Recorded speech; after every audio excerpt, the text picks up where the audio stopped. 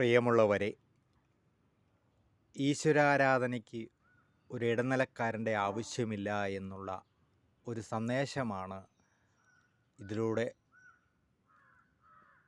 ഭാരതീയ ഹൈന്ദവ സമൂഹത്തിന് നൽകുന്നത്. പാലക്കാട് ഭഗവതിയുടെ വിഗ്രഹത്തിൽ ഭക്തന്മാരായിരിക്കുന്ന ആളുകൾക്ക്, ഹൈന്ദവ കുടുംബങ്ങളിലുള്ള ഭക്തന്മാരായ ആളുകൾക്ക് നേരിട്ട് വന്ന് അവരുടെ മാനസ പൂജ ചെയ്യുവാനുള്ള അവസരം ഇന്നു മുതൽ പാലക്കാട് ഭഗവതിയുടെ അനുഷ്ഠാന മണ്ഡപത്തിൽ ഒരുങ്ങിയതായ വിവരങ്ങൾ എല്ലാ ഹൈന്ദവ ഭക്തന്മാരെയും അറിയിക്കുകയാണ്.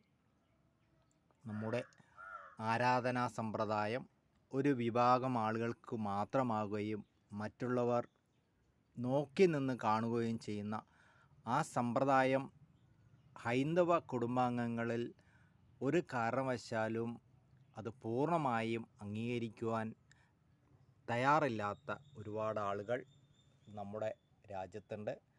അവരുടെ എല്ലാം മനസ്സിൻ്റെ ആവശ്യമാർത്ഥമായിരിക്കാം പാലക്കാട് ഭഗവതിയുടെ അനുഷ്ഠാന മണ്ഡപത്തിൽ ഭഗവതിയുടെ ഭക്തന്മാർക്ക് നേരിട്ട് വന്ന് ഭഗവതിയെ മാനസ പൂജ ചെയ്യുവാനുള്ള അവസരമൊരുക്കിയിരിക്കുന്നു.